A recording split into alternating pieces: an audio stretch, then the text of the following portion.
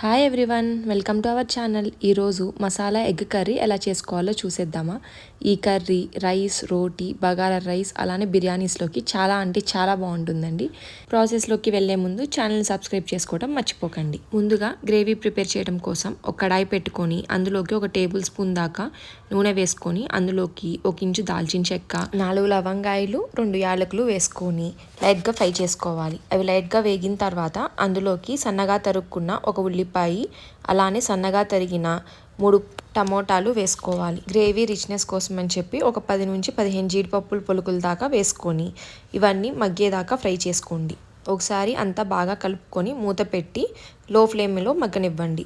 ఇలా ఉల్లిపాయ ట్రాన్స్పరెంట్గా అయ్యి టమోటా మీద నుంచి స్కిన్ పీల్ అవుతున్నప్పుడు దాన్ని మిక్సీ జార్లోకి ట్రాన్స్ఫర్ చేసుకొని ఆరిపోయిన తర్వాత 1 గుప్పెడు కొత్తిమీర అలానే 1 టీ స్పూన్ అల్లం వెల్లుల్లి పేస్ట్ వేసి దీన్ని ఫైన్గా పేస్ట్ పట్టుకొని పక్కన ఉంచుకుందాం. ఇలా ఫైన్గా పేస్ట్ పెట్టి దీన్ని పక్కన ఉంచుకొని ఆల్రెడీ కుక్ చేసుకున్న బాయిల్డ్ ఎగ్స్కి మసాలాలు బాగా పట్టడం కోసం చూపిస్తున్న విధంగా స్లిట్స్ చేసుకొని పక్కన ఉంచుకోవాలి. ఇప్పుడు సేమ్ ప్యాన్లో 1 టేబుల్ స్పూన్ దాకా ఆయిల్ వేసుకొని ఆయిల్లోకి 1/2 టీ స్పూన్ పసుపు, 1/2 టీ స్పూన్ ఉప్పు అలానే 1/2 టీ స్పూన్ కారం వేసుకొని ఒకసారి బాగా మిక్స్ చేసుకోవాలి.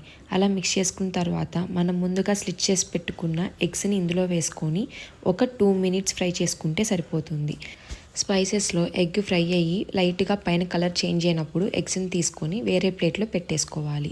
తర్వాత ఇదే ఆయిల్లోకి మధ్యలోకి స్లిట్స్ చేసుకున్న ఒక 4 పచ్చిమిర్చి అలానే ఒక 2 రెబ్బల కరివేపాకు వేసుకొని లైట్గా ఫ్రై చేసుకోవాలి.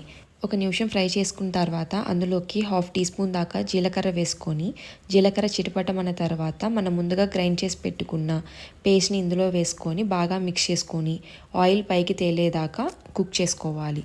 కర్రీలో నుంచి ఆయిల్ పైకి తేలటం స్టార్ట్ అయినప్పుడు అందులోకి రుచి తగినంత ఉప్పు, 1 టీ స్పూన్ కారం, 1 టీ స్పూన్ ధనియాల పొడి వేసుకొని ఈ స్పైసెస్ అన్నీ బాగా మిక్స్ అయ్యేలాగా మిక్స్ చేసుకోవాలి. ఈ స్పైసెస్లో నుంచి కూడా నూనె పైకి తేలేదాకా కుక్ చేసుకోవాలి.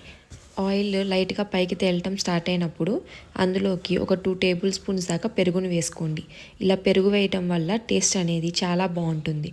పెరుగు వేసి మిక్స్ చేసేటప్పుడు ఫ్లేమ్ని లో ఫ్లేమ్లో పెట్టుకోండి, లేకపోతే పెరుగు అనేది తొలకలుగా వస్తుంది. పెరుగు వేసి బాగా మిక్స్ చేసుకున్న తర్వాత అందులోకి మనం ముందుగా ఫ్రై చేసుకున్న ఎగ్స్ను కూడా వేసుకొని ఒకసారి బాగా కలిపి మసాలాలు అడుగు పట్టకుండా ఉండటం కోసం ఒక 2 టేబుల్ స్పూన్ వాటర్ వేసుకొని బాగా మిక్స్ చేసుకొని మూత పెట్టి ఒక 5 మినిట్స్ కుక్ చేయాలి. గ్రేవీలో నుంచి ఇలా ఆయిల్ పైకి తేలుతుందంటే మనకి గ్రేవీ అనేది బాగా కుక్ అయిపోయినట్టు. ఒకసారి మళ్ళీ బాగా మిక్స్ చేసుకొని గ్రేవీ కన్సిస్టెన్సీకి తగినట్లు వాటర్ యాడ్ చేసుకొని ఒకసారి బాగా మిక్స్ చేసి ఒక 5 మినిట్స్ లో ఫ్లేమ్లో కుక్ చేయాలి. గ్రేవీ అనేది కొంచెం ఈ కన్సిస్టెన్సీలో ఉంటేనే మనకి కర్రీ అలానే రోటీల్లోకి తినేటప్పుడు చాలా బాగుంటుంది. చూసారా, ఈ కన్సిస్టెన్సీలో ఉంటే సరిపోతుంది. ఇప్పుడు మూత పెట్టేసి ఇంకొక 5 మినిట్స్ కుక్ చేయనిస్తే మనకి గ్రేవీ అనేది కొంచెం దగ్గర పడుతుంది. 5 మినిట్స్ తర్వాత చూస్తే మన మసాలా ఎగ్ కర్రీలో నుంచి ఆయిల్ పైకి తేలుతూ ఉంది కదండి. ఈ స్టేజ్లో అందులోకి 1 టేబుల్ స్పూన్ కొత్తిమీర అలానే కొంచెం కసూరి మేతి వేసుకొని కలిపేసుకుంటే మన మసాలా ఎగ్ కర్రీ అనేది రెడీ అయిపోయింది. ఈ కర్రీ రైస్, రోటీ అలానే బగారా రైస్లోకి కాంబినేషన్గా సూపర్గా ఉంటుంది. మీరు కూడా ఒకసారి ఈ కర్రీని తప్పకుండా ట్రై చేసి ఎలా వచ్చిందో కమెంట్ సెక్షన్లో కమెంట్ చేయడం మర్చిపోకండి. Thanks for watching the video. ఇంకా మరిన్ని వీడియోస్ కోసం ఛానల్ని సబ్స్క్రైబ్ చేసుకోవడం మర్చిపోకండి.